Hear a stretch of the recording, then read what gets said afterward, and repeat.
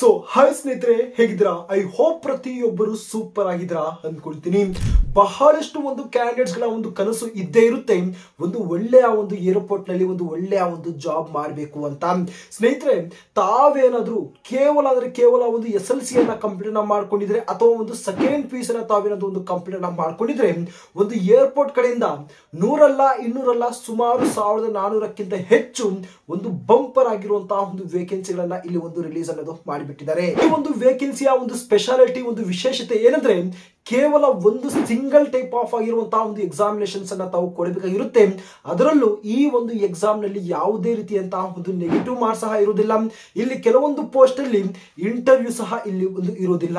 ಸ್ನೇಹಿತರೆ, ತಾವು ಕೇಳಿರ್ತೀರಾ, ಏರ್ಪೋರ್ಟ್ ಒಂದು ಗ್ರೌಂಡ್ ಸ್ಟಾಫ್ ಆಗಿರ್ಬೋದು ಅಥವಾ ಒಂದು ಲೋಡರ್ ನ ಒಂದು ಪೋಸ್ಟ್ ಆಗಿರ್ಬೋದು, ಈ ರೀತಿಯಾಗಿರುವಂತಹ ಒಂದು ಪೋಸ್ಟ್ ಮೇಲೆ ಇಲ್ಲಿ ಒಂದು ಒಳ್ಳೆಯ ಒಂದು ವೇಕೆನ್ಸಿಗಳನ್ನ ರಿಲೀಸ್ ಅನ್ನ ಮಾಡಿದ್ದು ನಮ್ಮ ಒಂದು ಕರ್ನಾಟಕದಂತಹ ಒಂದು ಮೇಲ್ ಆಗಿರ್ಬೋದು ಫಿಮೇಲ್ ಆಗಿರ್ಬೋದು ಪ್ರತಿಯೊಬ್ಬರು ಇಲ್ಲಿ ಒಂದು ಅಪ್ಲೈ ಅನ್ನ ತಾವು ಮಾಡಬಹುದು. ಬನ್ನಿ, ಇದರ ಬಗ್ಗೆ ಸಂಪೂರ್ಣವಾಗಿರುವಂತಹ ಒಂದು ಡೀಟೇಲ್ಸ್ ಅನ್ನು ನಾನು ಸ್ಕ್ರೀನ್ ಮೇಲೆ ನಾನು ತಮ್ಮನ್ನ ಕರ್ಕೊಂಡು ಹೋಗಿ ಪ್ರತಿಯೊಂದು ಇನ್ಫಾರ್ಮೇಶನ್ ಶೇರ್ ಅನ್ನ ಮಾಡ್ತೀನಿ. ಆದಷ್ಟು ಈ ಒಂದು ವಿಡಿಯೋನ ತಾವು ಕೊನೆ ತನಕ ನೋಡ್ತಾ ತಾವು ಅಪ್ಲೈನ ಮಾಡ್ತಾ ತಮ್ಮ ಒಂದು ಫ್ರೆಂಡ್ ಸರ್ಕಲ್ ಅಲ್ಲಿ ತಮ್ಮ ಒಂದು ಕೊಲೀಗ್ಸ್ ನಲ್ಲಿ ಕೂಡ ತಾವು ಶೇರ್ ಅನ್ನ ಮಾಡ್ಕೊಳ್ಳೋಕೆ ತಾವು ಪ್ರಯತ್ನವನ್ನ ಮಾಡಿ. ತಾವು ಇಲ್ಲಿ ಸ್ಕ್ರೀನ್ ಮೇಲೆ ತಾವು ಅಬ್ಸರ್ವ್ ಅನ್ನ ಮಾಡಬಹುದು. ಈ ಒಂದು ವೇಕೆನ್ಸಿಗಳಿಗೆ ಸಂಬಂಧಪಟ್ಟಂತಹ ಒಂದು ಕಂಪ್ಲೀಟ್ ಆಗಿರುವಂತಹ ಒಂದು ಅಫಿಷಿಯಲ್ ಆಗಿರುವಂತಹ ಒಂದು ನೋಟಿಫಿಕೇಶನ್ ನಾನು ಇಲ್ಲಿ ಒಂದು ಓಪನ್ ಅನ್ನ ಮಾಡ್ಕೊಂಡಿದ್ದೀನಿ. ಓಕೆನಾ, ಒಂದು ಗೊತ್ತಿರಲಿ, ನಮ್ಮ ಒಂದು ಕರ್ನಾಟಕದಿಂದ ಭಾರತದಿಂದ ಪ್ರತಿಯೊಂದು ಗೌರ್ಮೆಂಟ್ ಜಾಬ್ ಒಂದು ಅಫಿಷಿಯಲ್ ಆಗಿರುವಂತಹ ಒಂದು ಅಪ್ಡೇಟ್ಗಳು ತಮಗೆ ಮೊಟ್ಟ ಮೊದಲು ತಮಗೆ ಸಿಗಬೇಕು ಅಂದ್ರೆ ದಯವಿಟ್ಟು ಹೇಳ್ತಾ ಇದೀನಿ, ಈ ಒಂದು ಚಾನಲ್ ಮುಖಾಂತರ ತಮಗೆ ಪ್ರತಿಯೊಂದು ಅಪ್ಡೇಟ್ಸ್ ಗಳು ತಮಗೆ ಸಿಗ್ತಾ ಇರುತ್ತೆ. ಓಕೆನಾ, ಈಗಲೂ ಸಿಗ್ತಾ ಇರುತ್ತೆ, ಮುಂದೆನೂ ಕೂಡ ತಮಗೆ ಒಂದು ಸಿಗ್ತಾ ಇರುತ್ತೆ. ಸೊ ಆ ಒಂದು ಉದ್ದೇಶದಿಂದ ತಾವು ಆದಷ್ಟು ಈ ಒಂದು ಚಾನಲ್ ಸಬ್ಸ್ಕ್ರೈಬ್ ಅನ್ನ ಮಾಡ್ಕೋಬಹುದು. ಓಕೆನಾ, ಇಲ್ಲಿ ತಾವು ಅಬ್ಸರ್ವ್ ಅನ್ನ ಮಾಡಬಹುದು. ಯಾವ ಒಂದು ಏರ್ಪೋರ್ಟ್ ಅಂದ್ರೆ ತಾವು ಇಲ್ಲಿ ನೋಡಬಹುದು ಐಜಿ ಅಂದ್ರೆ ಇಂದಿರಾ ಗಾಂಧಿ ಇಂಟರ್ನ್ಯಾಷನಲ್ ಏರ್ಪೋರ್ಟ್ ಕಡೆಯಿಂದ ಏವಿಯೇಷನ್ ಸರ್ವಿಸ್ ಕಡೆಯಿಂದ ಈ ಒಂದು ವೇಕೆನ್ಸಿಯ ಒಂದು ನೋಟಿಫಿಕೇಶನ್ ಇಲ್ಲಿ ಒಂದು ರಿಲೀಸ್ ಅನ್ನ ಮಾಡಿಬಿಟ್ಟಿದ್ದಾರೆ. ಇಲ್ಲಿ ನಂಬರ್ ಆಫ್ ಸೀಟ್ಸ್ ಗಳ ಬಗ್ಗೆ ಮಾತಾಡೋದು ಸ್ನೇಹಿತರೆ, ತಾವು ನೋಡಬಹುದು. ಬೇಸಿಕಲಿ ಇಲ್ಲಿ ಎರಡು ಒಂದು ಪೋಸ್ಟ್ ಅನ್ನ ಇಲ್ಲಿ ಒಂದು ರಿಲೀಸ್ ಅನ್ನ ಮಾಡಿದ್ದಾರೆ. ಒಂದು ಏರ್ಪೋರ್ಟ್ ಗ್ರೌಂಡ್ ಸ್ಟಾಫ್ ಗೆ, ಇನ್ನೊಂದು ಲೋಡರ್ ಎನ್ನುವಂತಹ ಒಂದು ಪೋಸ್ಟ್ ಅನ್ನ ಇಲ್ಲಿ ಒಂದು ರಿಲೀಸ್ ಅನ್ನ ಮಾಡಿದ್ದಾರೆ. ತಾವು ನೋಡಬಹುದು, ಏರ್ಪೋರ್ಟ್ ಗ್ರೌಂಡ್ ಸ್ಟಾಫ್ ಗೆ ಸುಮಾರು 1017 ಒಂದು ವೇಕೆನ್ಸಿಗಳನ್ನ ಇಲ್ಲಿ ಒಂದು ರಿಲೀಸ್ ಅನ್ನ ಮಾಡಿದ್ದು, ಲೋಡರ್ ಎನ್ನುವಂತಹ ಒಂದು ಪೋಸ್ಟ್ ಗೆ 429 ಒಂದು ವೇಕೆನ್ಸಿಗಳನ್ನು ಇಲ್ಲಿ ಒಂದು ರಿಲೀಸ್ ಅನ್ನೋದು ಮಾಡಿಬಿಟ್ಟಿದ್ದಾರೆ. ಹಾಗೆಯೇ ತಾವು ಇಲ್ಲಿ ಅಬ್ಸರ್ವ್ ಅನ್ನ ಮಾಡಬಹುದು. ಏರ್ಪೋರ್ಟ್ ಗ್ರೌಂಡ್ ಸ್ಟಾಫ್ ಗೆ ನೋಡಬಹುದು, both male and female candidate ಗಳು ಪ್ರತಿಯೊಬ್ಬ ಒಂದು ಕ್ಯಾಂಡಿಡೇಟ್ ಇಲ್ಲಿ ಒಂದು ಅಪ್ಲೈ ಮಾಡಬಹುದು. ಅದರಲ್ಲಿ ಫ್ರೆಶರ್ ಆಗಿರುವಂತಹ ಒಂದು ಕ್ಯಾಂಡಿಡೇಟ್ ಗಳು ಯಾವುದೇ ರೀತಿಯಾದಂತಹ ಒಂದು ಅನುಭವ ಇಲ್ಲಿ ಒಂದು ಕೇಳಿಲ್ಲ. ಓಕೆನಾ, ಸೊ ಆ ಒಂದು ರೀಸನ್ ಇಂದ ಆದಷ್ಟು ಈ ಒಂದು ವಿಡಿಯೋ ತಾವು ಕೊನೆ ತನಕ ನೋಡ್ತಾ ಆರಾಮ್ಸೆ ತಾವು ಅರ್ಥವನ್ನ ಮಾಡಿಕೊಂಡು ತಾವು ಆದಷ್ಟು ಬೇಗ ತಾವು ಈ ಒಂದು ವೇಕೆನ್ಸಿಗೆ ತಾವು ಅಪ್ಲೈ ಅನ್ನ ಮಾಡಕ್ಕೆ ತಾವು ಪ್ರಯತ್ನವನ್ನ ಮಾಡಿ. ಇದರ ಒಂದು ಇಂಪಾರ್ಟೆಂಟ್ ಆಗಿರುವಂತಹ ಒಂದು ಡೇಟ್ಸ್ ಗಳ ಬಗ್ಗೆ ಮಾತಾಡಕ್ ಹೋದ್ರೆ ಸ್ನೇಹಿತರೆ, ತಾವು ನೋಡಬಹುದು 10 ಜುಲೈ 2025 ಅಂದ್ರೆ ರೀಸೆಂಟ್ ಆಗಿ ನಿನ್ನೆ ಈ ಒಂದು ವೇಕೆನ್ಸಿ ಅನ್ನೋದು ಇಲ್ಲಿ ಒಂದು ರಿಲೀಸ್ ಅನ್ನ ಮಾಡಿದ್ದು. ಲಾಸ್ಟ್ ಡೇಟ್ ಬಗ್ಗೆ ಮಾತಾಡಕ್ ಹೋದ್ರೆ ತಾವು ನೋಡಬಹುದು 21 ಸೆಪ್ಟೆಂಬರ್ 2025 ಇದರ ಲಾಸ್ಟ್ ಅಂಡ್ ಫೈನಲ್ ಆಗಿರುವಂತಹ ಒಂದು ಡೇಟ್ ಅನ್ನ ಇಲ್ಲಿ ಒಂದು ಅನೌನ್ಸ್ಮೆಂಟ್ ಅನ್ನೋದು ಮಾಡಿಬಿಟ್ಟಿದ್ದಾರೆ. ಟೋಟಲ್ ನಂಬರ್ ಆಫ್ ಸೀಟ್ಸ್ ಅಥವಾ ಒಂದು ಟೋಟಲ್ ನಂಬರ್ ಆಫ್ ಪೋಸ್ಟ್ ಗಳ ಬಗ್ಗೆ ಮಾತಾಡಕ್ ಹೋದ್ರೆ ತಾವು ನೋಡಬಹುದು 1446 ಒಂದು ಬಂಪರ್ ಆಗಿರುವಂತಹ ಒಂದು ವೇಕೆನ್ಸಿಗಳನ್ನ ಇಲ್ಲಿ ರಿಲೀಸ್ ಅನ್ನ ಮಾಡಿದ್ದಾರೆ. ನಮ್ಮ ಒಂದು ಕರ್ನಾಟಕದ ಪ್ರತಿಯೊಬ್ಬ ಒಂದು ಕ್ಯಾಂಡಿಡೇಟ್ ಕೂಡ ಈ ಒಂದು ಸದುಪಯೋಗವನ್ನ ತಾವು ಮಾಡ್ಕೊಳ್ಳಿ. ಎಕ್ಸಾಮ್ ಡೇಟ್ ಬಗ್ಗೆ ಮಾತಾಡಕ್ ಹೋದ್ರೆ ಇದರ ಬಗ್ಗೆ ಒಂದು ಲೇಟ್ ಆಗಿರುವಂತಹ ಒಂದು ಅಪ್ಡೇಟ್ ನ ಕೊಡ್ತಾರೆ. ಸೊ ಇದರ ಬಗ್ಗೆ ತಾವು ತಲೆ ಕೆಡಿಸ್ಕೋಬೇಡಿ, ನಾನು ಆದಷ್ಟು ಬೇಗ ನಾನು ಅದರ ಬಗ್ಗೆ ಅಪ್ಡೇಟ್ ಅನ್ನ ಕೊಡ್ತೀನಿ. ಈಗ ಇದರ ಒಂದು ಎಲಿಜಿಬಿಲಿಟಿ ಡೀಟೇಲ್ಸ್ ಬಗ್ಗೆ ಮಾತಾಡಕ್ ಹೋದ್ರೆ ಸ್ನೇಹಿತರೆ, ತಾವು ಅಬ್ಸರ್ವ್ ಅನ್ನ ಮಾಡಬಹುದು. ಎನಿ 10th ಪಾಸ್ ಕ್ಯಾಂಡಿಡೇಟ್ ಅಂದ್ರೆ ಕೇವಲ SLC ಅನ್ನ ಕಂಪ್ಲೀಟ್ ಮಾಡ್ಕೊಂಡಿದ್ದು ಅಪ್ಲೈ ಫಾರ್ ದ ಲೋಡರ್ ಎನ್ನುವಂತಹ ಒಂದು ಪೋಸ್ಟ್ ಗೆ ಇಲ್ಲಿ ರಿಲೀಸ್ ಅನ್ನೋದು ಮಾಡಿದ್ದಾರೆ.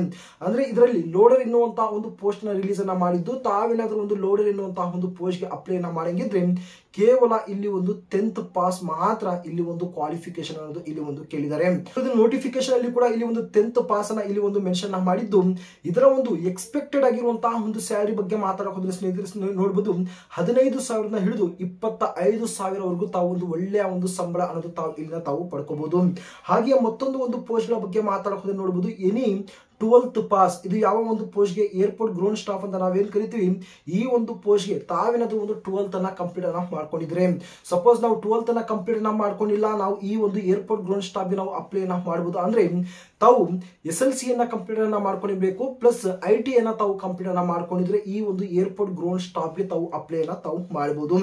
ಇದರ ಒಂದು ಸ್ಯಾಲರಿ ಕೂಡ ತಾವು ಇಲ್ಲಿ ಅಬ್ಸರ್ವ್ ಅನ್ನ ಮಾಡಬಹುದು. ಸುಮಾರು 25,000 ಹಿಡಿದು ಒಂದು 35,000 ಒಂದು ಒಳ್ಳೆಯ ಒಂದು ಸ್ಯಾಲರಿ ಅನ್ನೋದು ತಾವು ಇಲ್ಲಿಂದ ತಾವು ಪಡ್ಕೋಬಹುದು. ಓಕೆನಾ.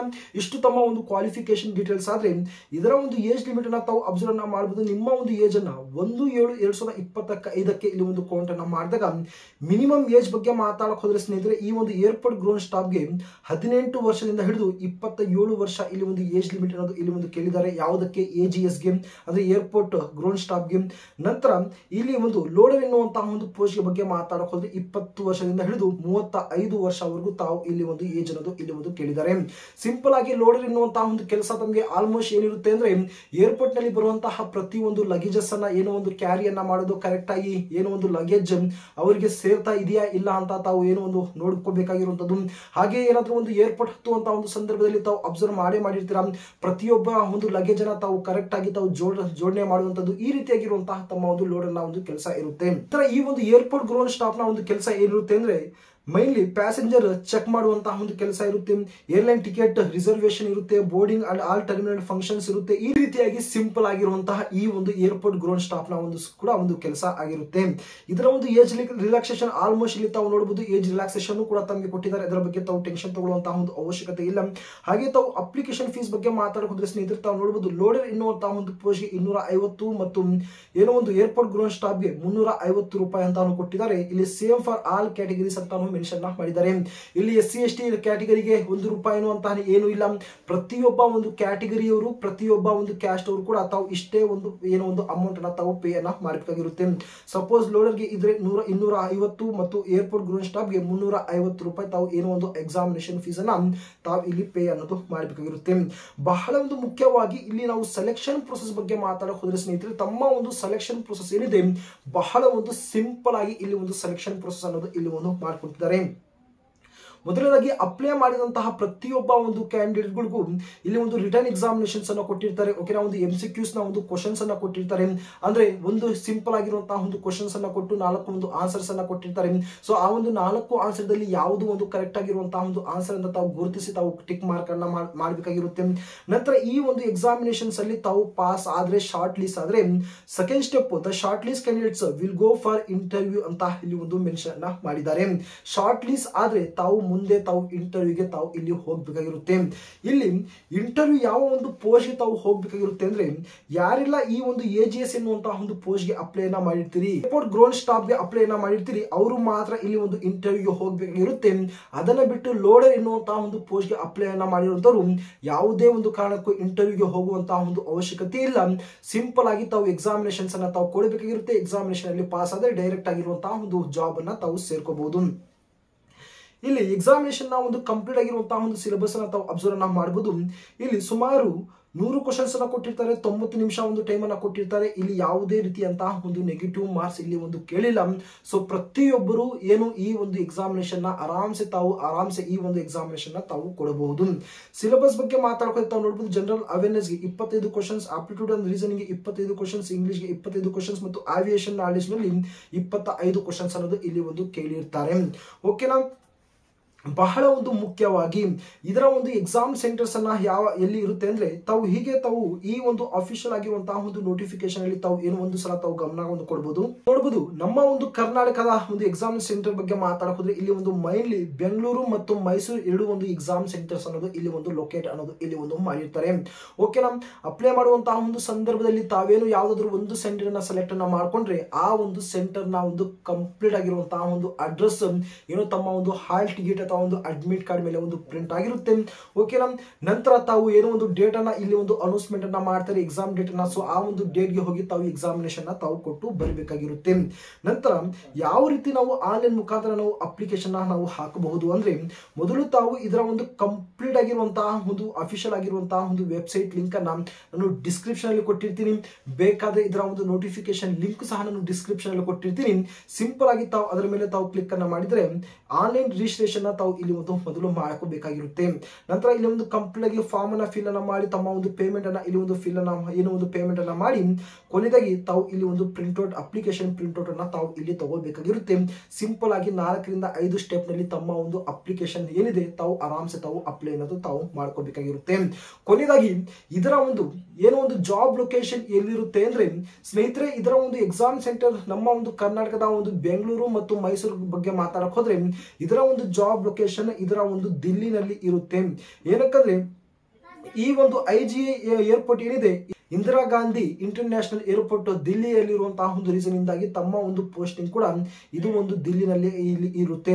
ನಂತರ ಇದು ಒಂದು ಗೌರ್ನಮೆಂಟ್ ಜಾಬ್ ಅಥವಾ ಒಂದು ಪ್ರೈವೇಟ್ ಜಾಬ್ ಅಂದ್ರೆ ಇದು ಒಂದು ಪ್ರೈವೇಟ್ ಜಾಬ್ ಆಗಿರುತ್ತೆ, ಗೌರ್ನಮೆಂಟ್ ಜಾಬ್ ಆಗಿರುವುದಿಲ್ಲ. ಬಟ್ ಪ್ರೈವೇಟ್ ಜಾಬ್ ಅಂದ್ರೂ ಕೂಡ ಒಂದು ಒಳ್ಳೆಯ ಒಂದು ಸಂಬಳ ಅಥವಾ ಒಂದು ಸ್ಯಾಲರಿನ ತಾವು ಇಲ್ಲಿ ಒಂದು ಪಡ್ಕೋಬಹುದು. ಓಕೆನಾ? ಸೊ ಆ ಒಂದು ರೀಸನ್ ಇಂದ ಪ್ರತಿಯೊಬ್ಬರು ಈ ಒಂದು ಅವಕಾಶವನ್ನು ತಾವು ಬಳಸ್ಕೊಂತ ಇದರ ಬಗ್ಗೆ ತಮಗೆ ಏನೇ ಒಂದು ಡೌಟ್ಸ್ ಇದ್ರು ಕೂಡ ದಯವಿಟ್ಟು ತಾವು ಕಮೆಂಟ್ ಬಾಕ್ಸ್ ಅಲ್ಲಿ ತಿಳಿಸಬಹುದು. ಪ್ರತಿಯೊಬ್ಬರ ಒಂದು ಡೌಟ್ ನಾನು ಕ್ಲಿಯರ್ ಅನ್ನೋದು ಮಾಡ್ತೀನಿ.